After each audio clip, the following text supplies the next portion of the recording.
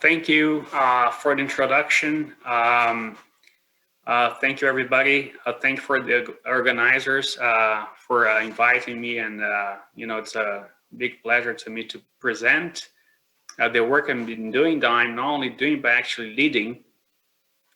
I lead the research agenda in private sector development, and I'm going to talk a little bit about the type of work we're doing. I divide my presentation basically in two parts. The first part is going to be more on the motivation side and the basic framework we work with. And the second part of the presentation is going to be on highlights of some impact evaluations we have ongoing or about to get to the end. If I have enough time, I'll also talk about a bit of work my colleague Eric Kelly is also doing in Africa and India. Interesting piece of work that will be nice to chat about if I have time. All right, so let me get started. The main question that motivates the program is a question that's probably present in all SME policies that is supported by government or agencies around the world, which is how to enhance productivity of micro, small, and medium-sized enterprises. This is a very simple question, very old as well. But what the evidence shows is that the answer to this question is actually very tricky and difficult and nuanced. So why is that? When you talk about productivity gains we can generate for firms, particularly the micro and small ones, we have at least two ways of think of that. One would be through this catch-up movement, where we have to assume for some reason that firms are not maximizing given the constraints they face. They could be actually allocating resources more efficiently and produce more with the resources they have available to them. And for some reason, they are not doing that. So that's one reason why firms are not being as productive as they could be. And the other would be through shifting the frontier, the production frontier, by innovating or investing in technologies that can be input specific or even able to affect all inputs of the firm simultaneously. All right. So this is like a basic things for people who studied microeconomics 101. So it shouldn't be a surprise. But what's the surprise is that we see in practice that many firms actually don't necessarily maximize profits given the constraints they face. I'm going to discuss most of my presentation is going to be about this puzzle. How can we try to generate this efficiency gains when we see or we have some sort of reason to believe that firms are not maximizing profits or are leaving money on the table? One would be through supply side interventions that are super common at the bank, but also multilateral other international organizations and governments. So, for example, the idea would be, provide training to workers or, make easier the access to capital or technologies, like subsidize access to technologies and so on and so forth. So the idea would be, or the assumption is that firms are not producing more or not being as efficient as they could be because they lack skills or they lack capital. It's pretty much input-based approach. We also have this increasing, let's say, view in the field, but still, not as popular as the first one, that assumes that actually what firms need is just opportunities. Like we just need to make sure that demand exists for the products these firms produce, and they will figure out on their own, how to sell, or whether or not they need to train their workers. We don't need to worry about that. They actually know what to do, but they just need opportunities, access to markets, and so on. There are many reasons why firms may, have some hard time to access market. I'm gonna talk about some of the work we're doing, trying to actually, help firms access market in an electronic platform. Right. So the, stylized facts in the field are not like only in private sector development. This is present, for example, in agriculture, in public sector, as Vincenzo presented, and also the video described. But I mean, we have this issue that, for example, firms of different sizes and sectors hesitate to adopt technologies despite the high private returns associated to the adoption of those technologies. So why firms are not like adopting or changing the way they produce things like goods and services, if those small changes or simple changes could actually generate much more profits for them. It's kind of a puzzle. It's a stylized fact, but it's a puzzle. For example, we see Vincenzo showed in his presentation this graph management scores per public entities, and we see a huge variation within the same, let's say, ministry.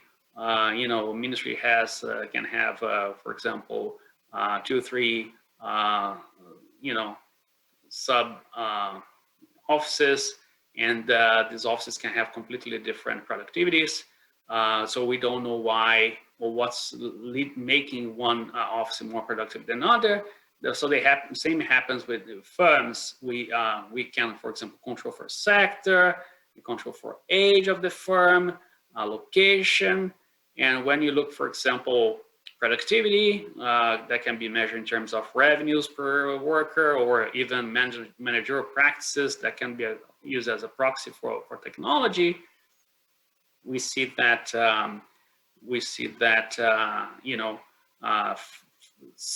relatively similar firms have different adoption rates of technologies and therefore productivity. So it's kind of a puzzle. Why the firms are not adopting technologies could be many things. We don't necessarily know before we start looking at the data and digging into to the market we're going to work with.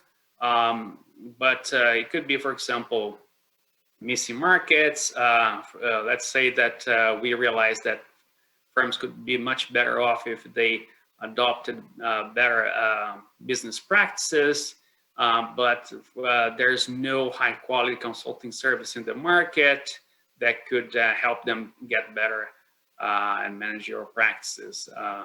And it could also be that they lack trust on the services available, and therefore don't invest in those services. I mean, it could be just a misperception of the returns associated to the investment. Therefore they don't make the investment. And also could be the classical problems of missing markets. On the other hand, we also have the problems with firms themselves. I mean, the way firms are organized, the incentives within firms, and I mean, how the owner of the firms actually incentivizing their workers to avoid all this principal agent model problems or agency problems that we are familiar with. All behavioral biases, for example, stick to a way of production. It's very difficult to change because that would imply, for example, some learning curve and or some investment in terms of learning, etc. This is cost for individuals, and they may not necessarily have the incentives to make those investments. Right. So when we approach those problems, we have in mind some cross-cutting issues that not only are not exclusive to private sector, but we being like increasingly paying attention to this. At least three main issues. One is the take up to the interventions. That, for example, there's multiple papers out there showing that the authors were not able to estimate the impacts because firms did not take up the product or did not participate in the product, or the dropout rate was too high. Many actually didn't finish the training and things like that. So this brings us to this issue of whether we should offer the program at a very large scale, knowing beforehand that only a handful of firms will actually benefit. So in order to have a statistical power to test the effectiveness of the intervention, we have to have a very large sample size. Otherwise, we wouldn't be able to carry out hypothesis tests and reject the null when the null should be rejected. On the other hand, we have this, if you go at large, if you prioritize the scale, we're gonna probably, gonna use a light touch intervention instead of a more intensive type of intervention, right? So we have this trade-off whether we should we don't know who would benefit from intervention, so we're gonna actually make it available or to as many as possible, hoping that a handful will actually benefit. On the other hand, we could actually try to do some sort of targeting at the beginning and then go very intensive with this with a subset of firms. And another issue that we should bear in mind when we do this type of interventions is whether we actually improving the equilibrium in the economy or creating some distortion. So this is a really important thing we have to consider, because sometimes we make this assumption, or we have this hypothesis that firms are not maximizing, but actually they are, right? These firms are, it could be that firms are not facing enough competition, so there's no reason for them to invest in more training or adopt this technology because, they are already, let's say, the only sellers in the market, or the main sellers, the lead in the market. So there's no particular reason for them to change the way they produce things. And for people like us, academics or researchers, we can see that as bad equilibrium or misallocation of resources. We try to change things, and actually we make these firms worse off, or we actually create some distortion in the market. These firms can actually steal market from the control group and so on. So here's I'll kick off the second part of the presentation, highlighting some impact evaluations that I'm more involved. These are, I will start with the impact evaluations, look at trying to solve issues that are related to supply side constraints. These are, for example, interventions that seek to improve managerial skills of firms, or training programs of small, medium-sized firms to, for example, overcome labor market frictions, or, for example, training programs for firms start using e-commerce to gain access to markets, and so on. So these are some examples of interventions we're doing. On the other side of the spectrum of the agenda, we have the firm's opportunities.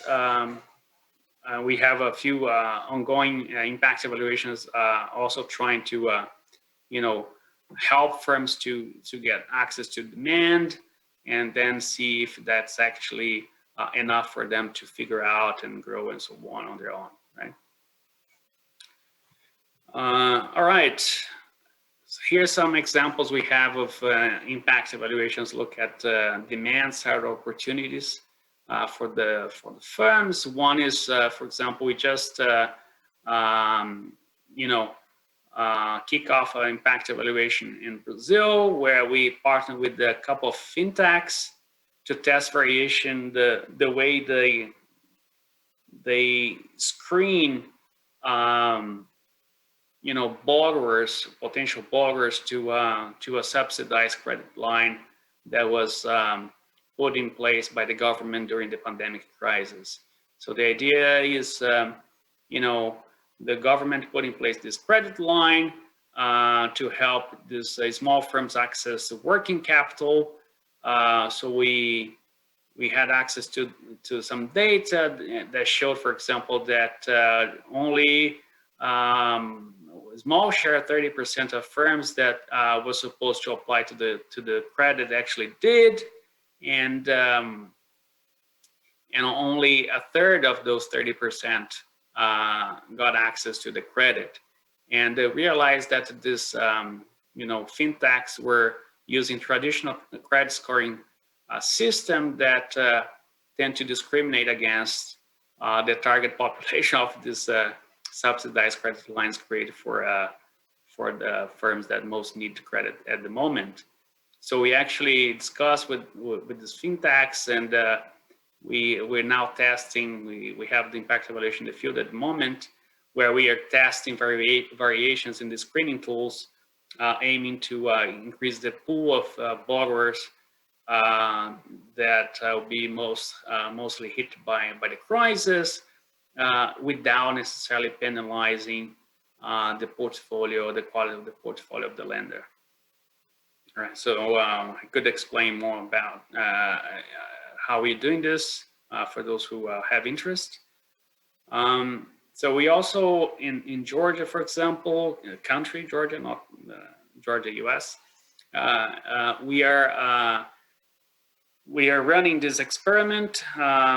We actually about to implement the midline data collection in November, where we randomly assign firms to receive the training program to start using digital technologies to try to expand access to markets. We didn't see much going on after the training program finished. This was like a not very intensive training program, to be honest. We were very skeptical at the beginning that if the training per se would be sufficient to help firms make big improvements in terms of access to markets. And we decided to then randomly assign a subset of trained firms and shock them with online orders. Of course, they don't know that we are the buyers, but the idea is that we are gonna help to create this demand, because these are new entrants in the market. There's no information for potential customers about these firms, the quality of the service and products they sell, and how the customer service operates and things like that. So the idea is to generate this information to new customers, access, and then decide whether or not to buy from these firms. Third example here is to use machine learning to reduce bias and noise of large-scale free of charge consulting service in Brazil, where most of my research is at the moment. I'm gonna talk about that in a second. So I'll highlight this program in Brazil for a couple of reasons. First is that this is where 90% of the projects I'm involved are at the moment. And this is a very nice example of a country program that we were able to develop after years of engagement with the with the country office, but also with key policymakers in the country. So this is, something that we're trying to do more and more now as we speak. We've been talking to different country offices around the world where the bank or the World Bank has an office to try to do more or less what we have in some countries such as Brazil and Rwanda and a few others.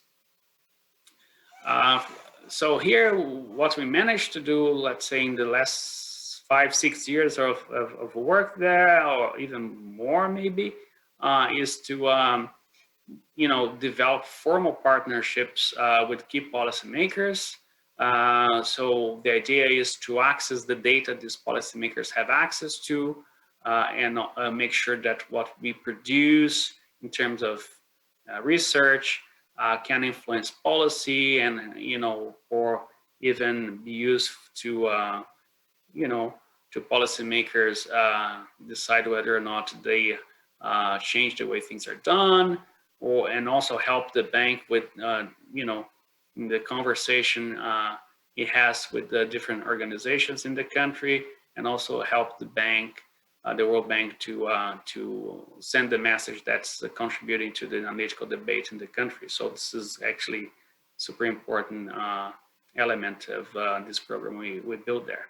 The second component of this program is the ability to build up a data system that integrates data from multiple sources that we can use for descriptive analysis before actually kicking off new impacts evaluation.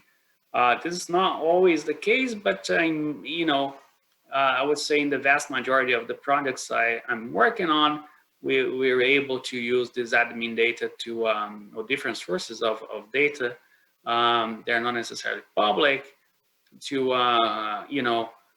test some hypotheses or draw some testable hypotheses that we can test with like experiments and so on.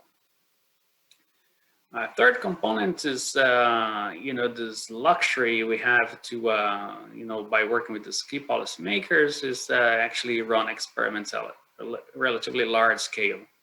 For those who have some familiarity with the experiments in private sector development, probably see like a couple hundreds of firms, like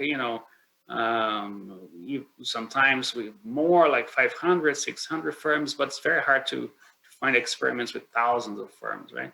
And we're trying to do exactly that, testing things at scale, leveraging existing infrastructure of existing programs, and just to add some variations in the way things are done, and test things at very low cost. And finally, as I just mentioned, is the use of machine learning to actually improve the quality of the service provided. All right. So here's the first example I selected to highlight is we just finished 2 randomized control trial. We carried out in partnership with the Brazilian Business Support Program to micro small firms. Many interesting things about this partnership. One is this largest institution in Latin America that provided business support to formal micro and small firms. This is like an old, let's say relatively old, 60 years old institution that's very known. They're present in all states of Brazil, so it's a nice setup. So the research question that we try to answer with these 2 RCTs is very simple. We ask whether firms are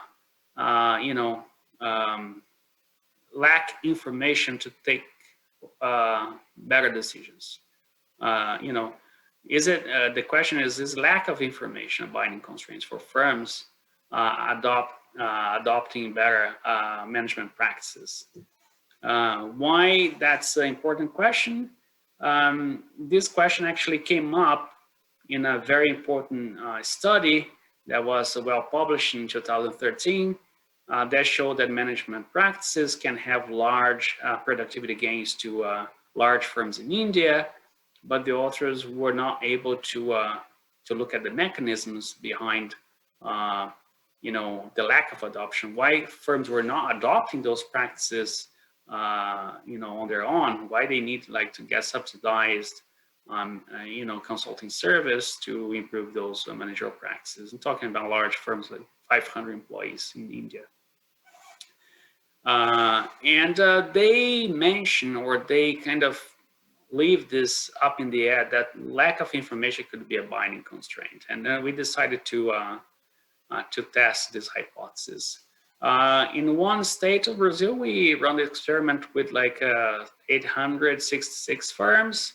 And in another state, we run the experiment, pretty much the same experiment, with 4,000 firms. And they were done almost simultaneously, so we now actually be able to pull the data from the two experiments and run the analysis for the pool sample and also for each state separately. So here's a snapshot of the impact we find on take-up of consulting services provided by the agency we partner with. That's called SEBRAE. We see, for example, that on the left side, we see that prior to the intervention, T-1, there was no difference between treatment and control in terms of access to services provided by SEBRAE. But then after the intervention, we have, these are bi-monthly figures. After the intervention, we see the take-up among the treatment group increasing by 5 percentage points. So this seems doesn't seem like a huge effect, like 5 percentage points, but actually is twice as large as what we observe in the control group. So the control group, like only 5% of the control firms demand some or end up consuming consulting service provided by SEBRAE, and we increase this number to 10%. So it's a 5 percentage points increase. And I'm going to explain in a second how we did that. So on the this was one state. On the other state, we actually didn't find much. So in Rio, with a larger sample size, we didn't find much. We actually going back to the data now and adding more data to see, it's also surprising to us that we have a more sample size, but still these very large confidence intervals. We are a bit puzzled by that. We going back to the analysis and should have updated results in a couple of weeks. All right. Let's see here. All right.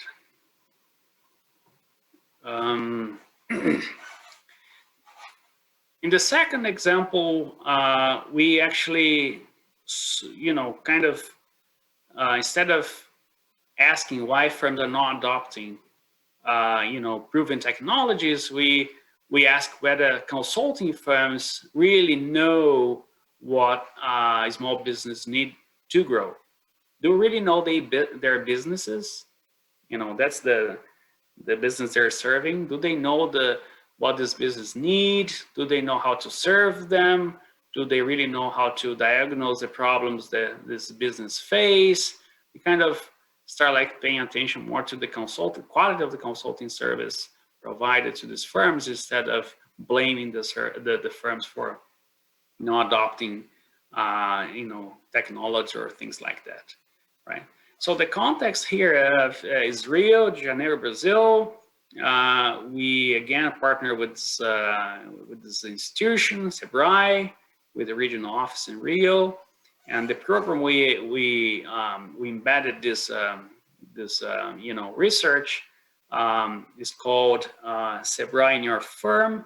Why it's called that? They actually send consultants to spend about 1 hour with the business owner, running diagnostic of the business practices adopted by the firm.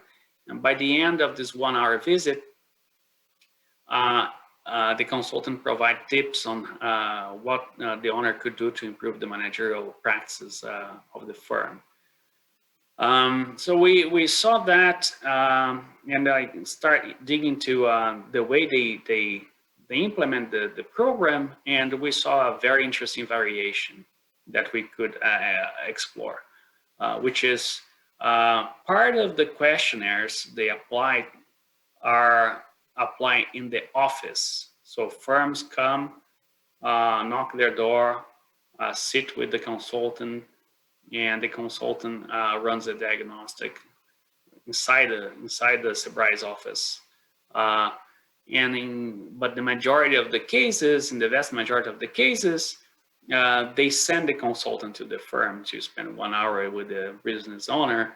And when we compare, for example, the answers that come from, having like the consultant going to the firm or the firm answering the questionnaire in the branch, we see huge variations, for example, in how enterprises look like in terms of managerial practice they adopt and so on. So okay, that it looks like the data is much more noisy if it comes from the field than when the questionnaire is filled out inside the agency.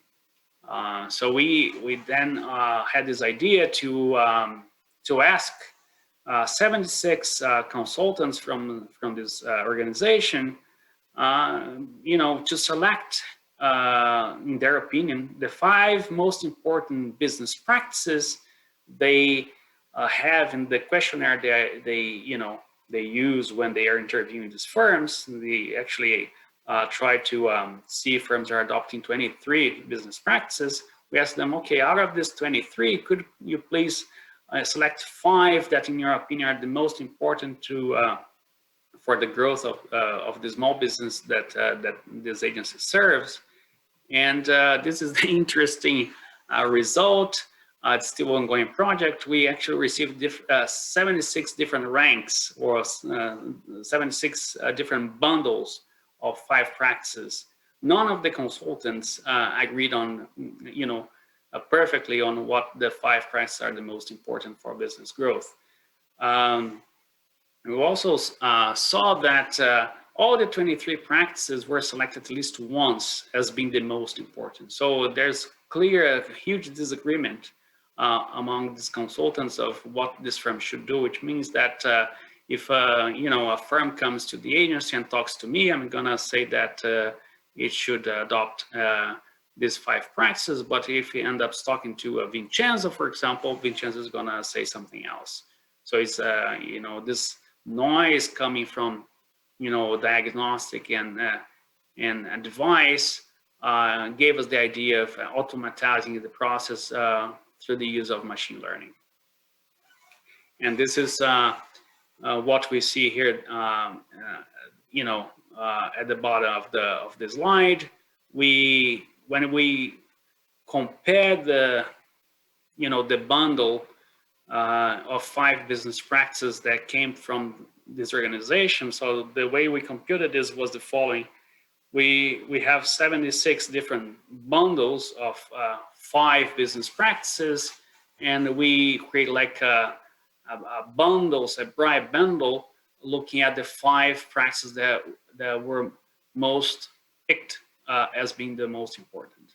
So let's say these are the 5 most cited as being important. So we create this bundle SEBRAE, and we benchmark the SEBRAE with the top local consulting service in Brazil. And for our surprise, SEBRAE and this top local F&Q, they do pretty much the same in terms of what they see as relevant, which for us was a big surprise, because SEBRAE is like almost a public consulting service program, whereas F&Q is a private, actually expensive,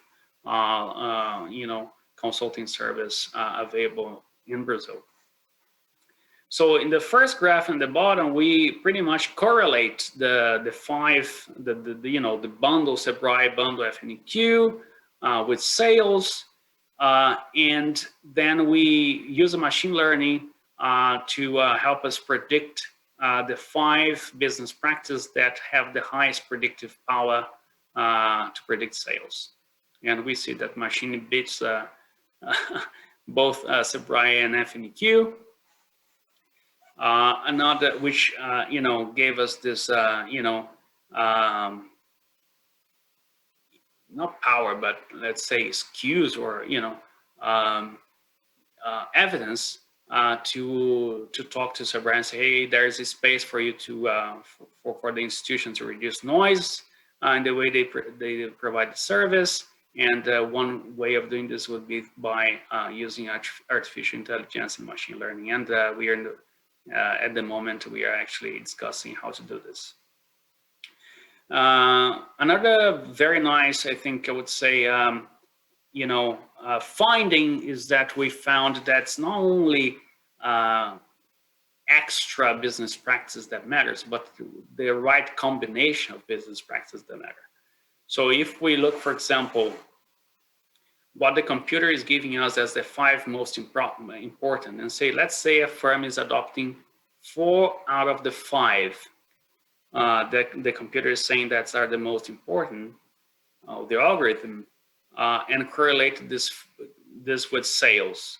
We get a much smaller correlation than when we compare the subset of firms they're adopting all the 5. So this kind of create this idea, or which is like a testable hypothesis that we haven't tested yet. This is based on correlation. That what matters is the complementarity of business practice and of more business practices. So this is a new impact evaluation we about to start. That's going to focus on women entrepreneurs. I'm not going to talk much about this, but the idea is to combine hard and soft skills to help like women entrepreneurs in São Paulo, Brazil, to actually grow their businesses. And this is the experiment I mentioned earlier, where we partner with this with the fintechs. With the idea to increase access to credit to firms perceived as slightly riskier by the lender during the COVID crisis. We actually conducting the experiment with 400 firms at the moment. It's like a pilot, and the idea is to learn, because these fintechs never done this before. So we decided to run a pilot and learn, I mean, all the bottlenecks related to the implementation of this, and launch another RCT by the end of the year. So let's see. Not sure how much time I have, but if I can just say a few words about this, a very nice, I study intervention that my colleague Erin Kelly implemented in Kenya. So she worked with the owners of minibuses in Kenya, and she found, for example, that there was a high incidence of accidents and death rates and so on. And she convinced the owners to adopt a simple technology that could allow the owner to actually track the matatu and have an idea of how fast the driver was actually driving, or the routes it was taking, things like that. So the idea is to reduce the asymmetric information between the driver and the owner. And she finds huge improvements with the adoption of the simple technology.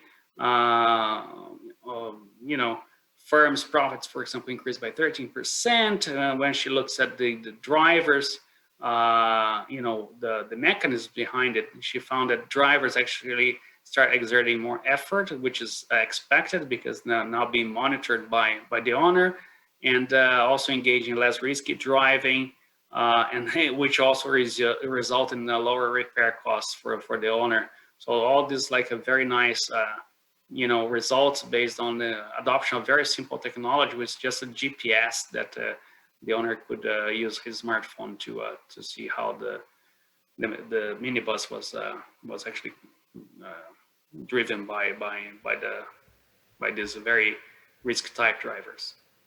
So let me just finish here, and if you have any question regarding the program, happy to discuss in a side talk, and please feel free to email me, and I can also put you in contact with Erin if you want to know more about her research agenda. Thank you.